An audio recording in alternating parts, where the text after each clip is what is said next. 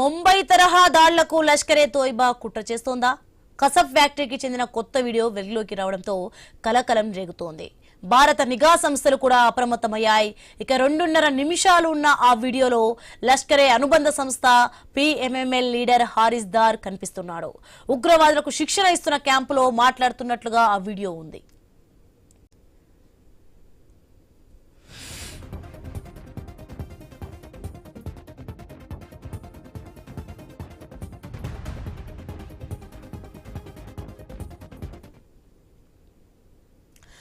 భారత్ లో భారీ దాళ్లకు కుట్ర చేస్తున్నట్టుగా అనుమానాలు వ్యక్తమవుతున్నాయి. గతంలో కసబ్ బ్యాచ్ వచ్చినట్టుగానే భారత్ లోకి చొరబడాలని హారిస్ దార్ సంకేతాలు ఇస్తున్నారు.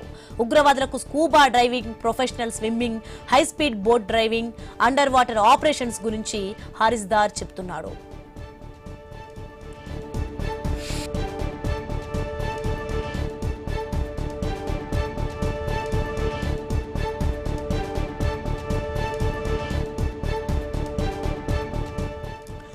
లష్కరే తోయిబా సంస్థ వాటర్ ఫోర్స్ ను సిద్ధం చేస్తోందని సందేహాలు వ్యక్తమవుతున్నాయి. ట్రైనింగ్ క్యాంపులో 135 యువకులకు శిక్షణ ఇస్తున్నట్టుగా సమాచారం. సముద్ర మార్గంలో వెళ్లి భారత్ పై దాడి చేయాలని ఇటీవలే లష్కరే నేత సైఫుల్లా ఖాలిద్ కసూరి సైతం ప్రకటన చేశాడు. ఆపరేషన్ సింధూర్ తర్వాత పాకిస్తాన్లోని ఉగ్రవాద సంస్థలు కామ్గా లేవని, భీకర దాడికి ప్లాన్ చేస్తున్నట్టుగా తెలుస్తోంది. అందుకు తగ్గట్టుగానే శిక్షణ ఇస్తున్నట్టు అవగతం అవుతోంది.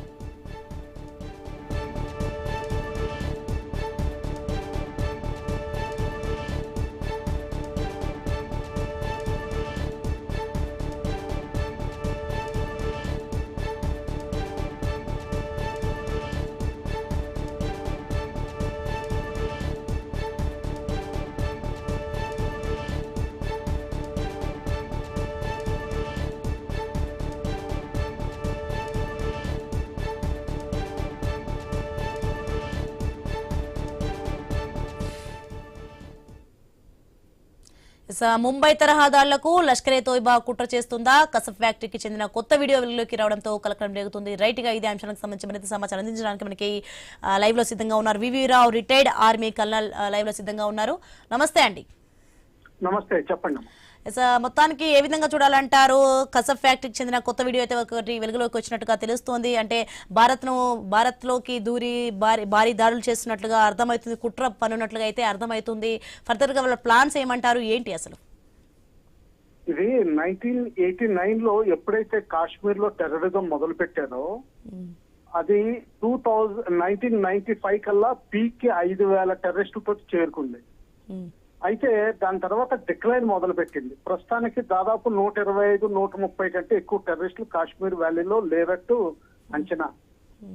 ఎప్పుడైతే 99లో డిక్లైన్ అవడం మొదలు పెట్టిందో 2003-2004 మధ్యలో పాకిస్తాన్ ఐఎస్ఐ రెస్ట్ ఆఫ్ ఇండియాలో ఎలాగ అల్లర్లు సృష్టించాలి, ఎక్కడ డ్యామేజ్ చేయాలి, ఫైనాన్స్ క్యాపిటల్ ఎలా డ్యామేజ్ చేయాలి అన్నది ప్లాన్ చేయడం మొదలు పెట్టింది.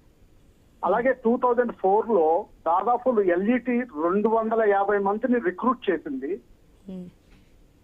బేసిక్ క్యాంప్, అడ్వాన్స్ క్యాంప్ అయిపోయిన తర్వాత మంగళ డ్యామ్ లో under water scuba diving, swimming, తర్వాత వాటర్ రాఫ్టింగ్, తర్వాత ఇటువంటి అన్ని బాగా నేర్పింది. అంటే స్మాల్ బోట్స్ లో కూడా తీరానికి వెళ్ళి డ్యామేజ్ చేయగలిగే పరిస్థితి. ఆ రోజుల్లో కొంతవరకు మనకున్న ఆయిల్ ఇది ఎక్స్ట్రాక్షన్ ప్లాంట్స్ ఏవైతే బాంబే హైలో ఉన్నాయో అటువంటి వాటిని, షోర్ ఉన్న వాటిని డ్యామేజ్ చేయడానికి చాలా ప్రాక్టీస్ చేశారు. అది కంటిన్యూ అవుతోంది.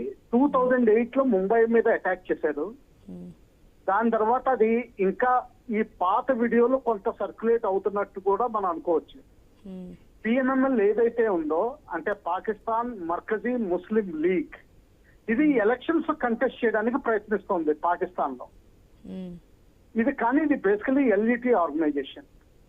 వీళ్ళు ప్రస్తుతానికి కొంతవరకు టార్గెట్స్ ఏమన్నా మార్చుకున్నారా రెస్ట్ ఆఫ్ ఇండియా కాకుండా? ఎందుకంటే మనం కిషాన్ గంగా రివర్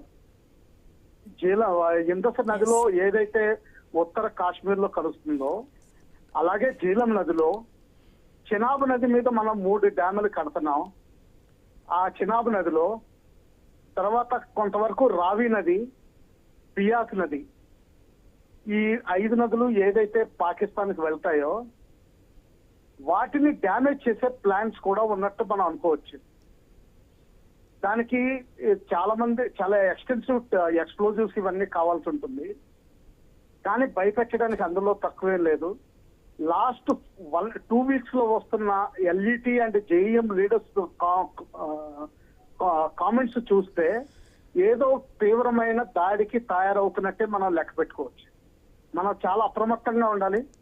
దాని గురించే వాళ్ళు నౌషరా దగ్గర నుంచి పూంచేరియా ఎక్కడైతే చినాబ్ నది ఎంటర్ అవుతుందో నౌషరా దగ్గర, అక్కడ చాలా వరకు డ్రోన్స్ తోటి రెక్కి చేస్తున్నట్టు కూడా మనం లెక్క పెట్టుకోవచ్చు. సో ఈ విధంగా తప్పనిసరిగా దాడి చేస్తున్నారు. ఇది ట్రైనింగ్ అంటారా? ఇది దాదాపు 3 దశాబ్దాల నుంచి నడుస్తుంది.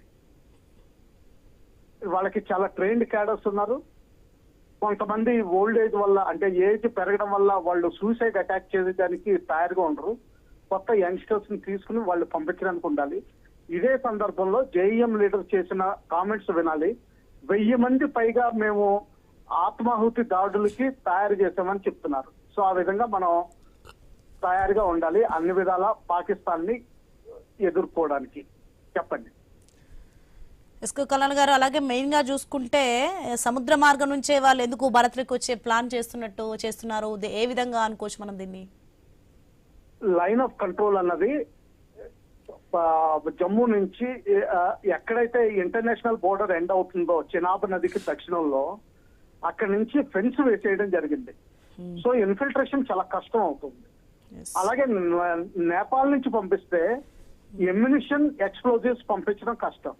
సముద్ర ద్వారం అయితే ఫిషింగ్ బోట్స్ లోను వీటిలోను ఇంటర్నేషనల్ వాటర్స్ లో చాలా వరకు రావచ్చు. ఆఖరికి మొత్తం బే ఆఫ్ అరేబియన్ సీ కాకుండా బే ఆఫ్ బెంగాల్ కూడా కవర్ చేయొచ్చు ఇంటర్నేషనల్ వాటర్స్ లో. అందులో చాలా వరకు ఎక్స్ప్లోజివ్స్ తీసుకెళ్లొచ్చు, ఎక్కువ మంది మనుషులు పంపించవచ్చు, వెపన్స్ పంపించవచ్చు. ఈ విధంగా తయారు చేసి పంపించవచ్చు. ఎక్కడైతే వాళ్ళ టార్గెట్ ఏరియా ఉందో అక్కడ ఇంటర్నేషనల్ వాటర్స్ నుంచి మన ఎక్స్క్లూజివ్ ఎకనామిక్ జోన్ ఎంటర్ అవ్వచ్చు. తర్వాత మన టెరిటోరియల్ జోన్ ఏదైతే 12 నాటికల్ మైల్స్ ఉందో అక్కడ ఎంట్రీ అయ్యి అప్పుడు మన కోస్ట్ గార్డ్ ని కానీ నేవీని కానీ ఎదుర్కొనే అవకాశం ఉంటుంది. రెస్ట్ ఆఫ్ ఇండియాలో జమ్మూ కాశ్మీర్ లో సపోర్ట్ తగ్గిపోయింది కాబట్టి మన ఫైనాన్షియల్ క్యాపిటల్ బాంబే, కర్వార్, త్రివేంద్రం, తర్వాత జామ్నగర్, అక్కడ 3 రిఫైనరీలు ఉన్నాయి. ఇండియా ప్రపంచంలోనే పెద్ద రిఫైనరీ అక్కడ ఉంది. ఇటువంటి వాటిని టార్గెట్ చేయడానికి, తర్వాత మొన్న సోమనాథ్ 1000 సంవత్సరాల విధ్వంసాన్ని మనం గుర్తు తెచ్చుకున్నాం. తిరిగి 75 ఏళ్ల క్రితం కట్టాం. అటువంటి వాటిని సింబల్స్ ఆఫ్ ఇండియా, హిందూ ఇండియాని డ్యామేజ్ చేయడానికి వాళ్ళు చాలా ప్రయత్నం చేయొచ్చు. అలాగే సర్దార్ పటేల్ విగ్రహం ఇటువంటి కూడా చేయడానికి అవకాశం ఉంది. అందువల్ల సముద్ర మార్గం వాళ్ళు ఎంచుకునే అవకాశం ఎక్కువ ఉంది. ఎందుకంటే మనుషుల్ని, ఎమ్యునిషన్ ని, ఎక్స్ప్లోజివ్స్ ని పంపించే అవకాశాలు ఎక్కువ, పట్టుబడే అవకాశాలు సముద్రంలో కొంచెం తక్కువ ఉంటాయి భూమి కంటే. అది దానివల్ల అది చెప్పండి. ఇంకా ఎస్వి వీరావు గారు, అలాగే మరి భవిష్యత్తులో ఇలాంటి భారీ దాడులు కుట్రను పూర్తిగా అడ్డుకోవడం సాధ్యమేనా? ఒకవేళ సాధ్యమైతే వీటిని ఎలా అడ్డుకోవచ్చు అంటారు? ఏంటి? మనకి కోస్ట్ గార్డ్ ఉంది, చాలా ఎఫెక్టివ్ గా పెట్రోలింగ్ చేస్తుంది అరేబియన్ సీని. బే ఆఫ్ బెంగాల్ లో కూడా మనం తయారుగా ఉండాలి. ఎందుకంటే బే ఆఫ్ బెంగాల్ పాకిస్తాన్ సైడ్ లేదని మనం వదిలేయడానికి లేదు. వీలైతే వాళ్ళు బంగ్లాదేశ్ మనుషులు పంపించి అక్కడి నుంచి ఆర్గనైజ్ చేయగలిగే కెపాసిటీ ఉంది. అలాగే మన ఈస్టర్న్ కోస్ట్ లో కూడా చాలా రిఫైనరీస్ ఉన్నాయి. మద్రాస్ కానీ, విశాఖపట్నం కానీ, పారాదీప్ కానీ, ఇటు కలకత్తా కానీ, హల్దియా కానీ, ఇటువంటి వాటిని హై వాల్యూ టార్గెట్స్ ని చాలా జాగ్రత్తగా చూసుకోవాల్సిన అవసరం ఉంది. మొత్తం overall India, rest of India అంటే కాశ్మీరే కాకుండా మిగతావి, అలాగే నార్త్ ఈస్టర్న్ స్టేట్స్ కూడా. ఎందుకంటే బంగ్లాదేశ్ ద్వారా నార్త్ ఈస్టర్న్ స్టేట్స్ ని వేరుపాటు చేద్దాం అనుకుంటున్నారు. అస్సాంలో చాలా రిఫైనరీస్ ఉన్నాయి. అస్సాంలో ఎలక్షన్స్ రాబోతున్నాయి. అక్కడ అటాక్ జరిగితే అక్కడ ఎలక్షన్స్ మీద ప్రభావం ఉంటుంది. అందువల్ల చెప్పి ఎక్కడైనా చేసే అవకాశాలు ఉన్నాయి. మనం పటిష్టంగా మనం చూసుకోవాల్సింది ఇంటెలిజెన్స్ గ్యాదరింగ్, శాటిలైట్ మానిటరింగ్, తర్వాత ఫోటోగ్రాఫ్స్, శాటిలైట్ ఇమేజరీస్ తీసుకుని ఎప్పుడు కంటిన్యూస్ గా చేయాల్సిన అవసరం ఎంత ఉంది? చెప్పండి. ఎస్ వీరరావు, అలాగే ఇప్పుడు సాధారణ పౌరులు ఏ స్థాయిలో అంటే అప్రమత్తంగా ఉంటే మంచిదంటారు? సాధారణ పౌరులు కూడా వీలైనంత వరకు చేయగలరు. ఎందుకంటే మొన్న బాంబేలో 2008 లో ల్యాండ్ అయినప్పుడు ఫస్ట్ విట్నెసెస్ వాళ్ళకి అర్థం కాకపోయినా గానీ సెకండ్ లైన్ ఆఫ్ విట్నెసెస్ కి చాలా వరకు అర్థమైంది. వీళ్ళు వెపన్స్ తోటి వచ్చారు, ఏదో ముసుగులు వేసుకుని వస్తున్నారు, బ్లాక్ డ్రెస్ వేసుకుని వస్తున్నారని వెంటనే వార్నింగ్ ఇచ్చారు. ఆ విధంగా ఎప్పుడు అప్రమత్తంగా ఉండాలి. అలాగే ఏదైనా రికన్సెన్స్ జరుగుతున్నట్టు, ఎందుకంటే ఈ మధ్యన రీల్స్ తయారు చేసే వాళ్ళు ఎక్కువైపోయారు. మన హిందూస్ కూడా అయి ఉండొచ్చు, ఇన్వాడెంట్లీ రీల్స్ తయారు చేసి ఇంటర్నెట్ లో పెడతా ఉంటారు. అటువంటి పెట్టకూడదు.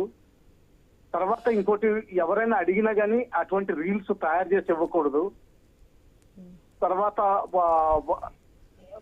వేరియస్ మనుషులు ఎవరైతే పక్కన తిరుగుతున్నారో వాళ్ళందరి మీద కొంచెం ఏమాత్రం అనుమానం వచ్చినా కరెక్ట్ అవునా కాకపోయినా గానీ పోలీసులకు ఇన్ఫార్మ్ చేయడం మంచిది. వాళ్ళు వెరిఫై చేసుకుంటారు.